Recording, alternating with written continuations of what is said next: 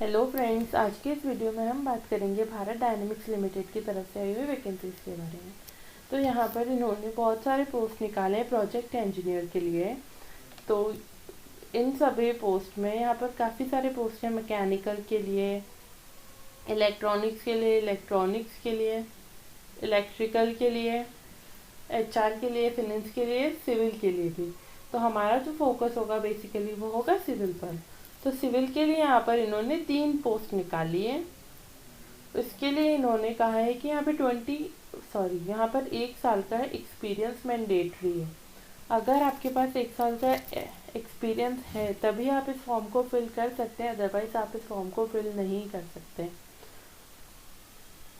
तो अगर ये एक्सपीरियंस में अपेरेंटशिप को भी काउंट करेंगे, अगर आपने 1 साल की अपेरेंटशिप भी की है तो भी आपको ये एक्सपीरियंस कंसिडर करेंगे।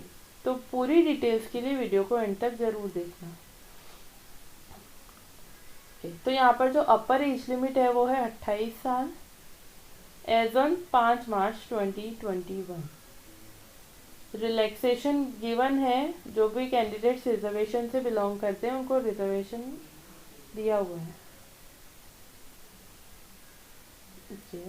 अगर हम बात करें क्वालिफिकेशन की, तो यहाँ पे जो सिविल के लिए है उनके पास सिविल इंजीनियरिंग में या तो 4 साल का बीई, बीटेक या बीएससी इंजीनियरिंग होना चाहिए with first class, that is 60% marks तो होने ही चाहिए। 60% से ज़्यादा चलेंगे पर मिनिमम 60% मार्क्स होने ही चाहिए।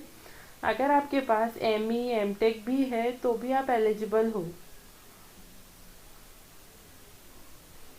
तो रिलैक्सेशन गिवन है सारे जैसे भी वो है। तो यहाँ पर देखो लिखा है कि जो कैंडिडेट्स है उनके पास 1 साल का पोस्ट क्वालिफिकेशन एक्सपीरियंस चाहिए, मतलब आपकी क्वालिफिकेशन कंप्लीट होने के बाद आपको 1 साल का एक्सपीरियंस होना चाहिए। और जैसा कि यहाँ गिवन है सेकेंड पॉइंट पर, apprenticeship training will be considered experience for project engineer और ऑफिसर। ओके, अगर आपने कोई टीचिंग या रिसर्च वर्क किया है तो वो एक्सपीरियंस में काउंट नहीं होगा। उसके अगर हम बात करें कि एक्सपीरियंस किस किस एरिया का प्रेफर होगा, तो उसमें सिविल के लिए जो है वो है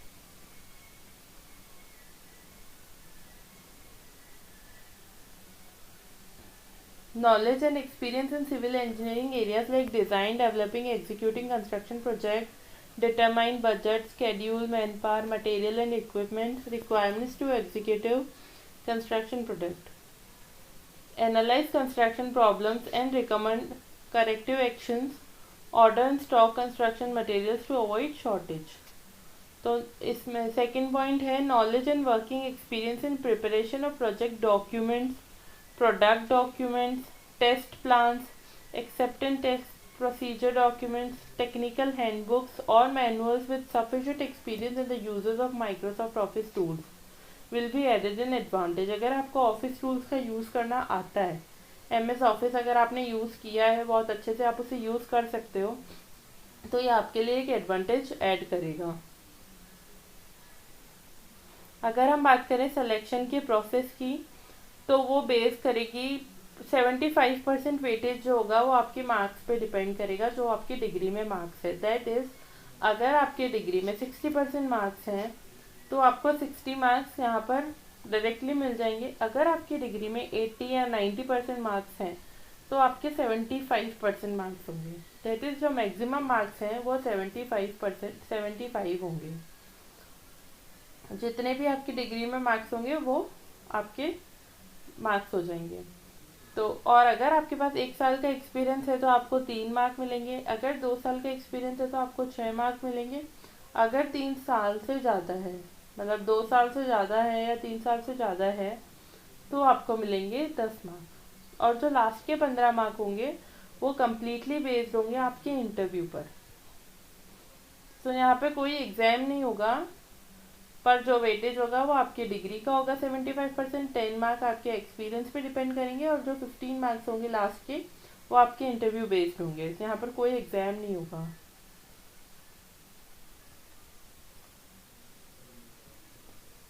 अगर हम बात करें कि ओके, तो यहाँ पर एक कैंडिडेट सिर्फ एक ही पोस्ट के लिए अप्लाई कर सकता है, और जो एप्लीकेशन फॉर्म होगी वो सिर्फ ऑनलाइन ही सबमिट होंगी। इसके अलावा आप कहीं और से सबमिट नहीं कर सकते, ऑफलाइन नहीं होगा, सिर्फ ऑनलाइन ही सबमिट होंगे।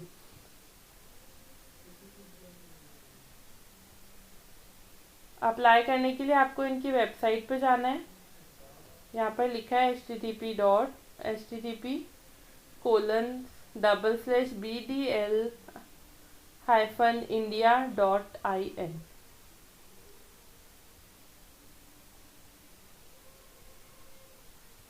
ओके,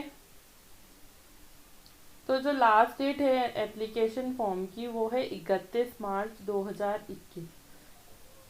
इसके बाद 16 आवर्स मतलब 6 बजे तक। जो एप्लीकेशन फीस होंगी, जो एप्लीकेशन फ़ी आपकी वो है 300 rupees only. Fee once paid will not be refunded.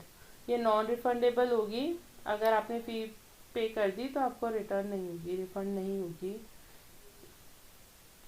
या तो जो ऑनलाइन फॉर्म स्टार्ट होंगे 12 मार्च से, मतलब हो चुके हैं, और जो क्लोजिंग डेट होगी वो होगी 31 मार्च।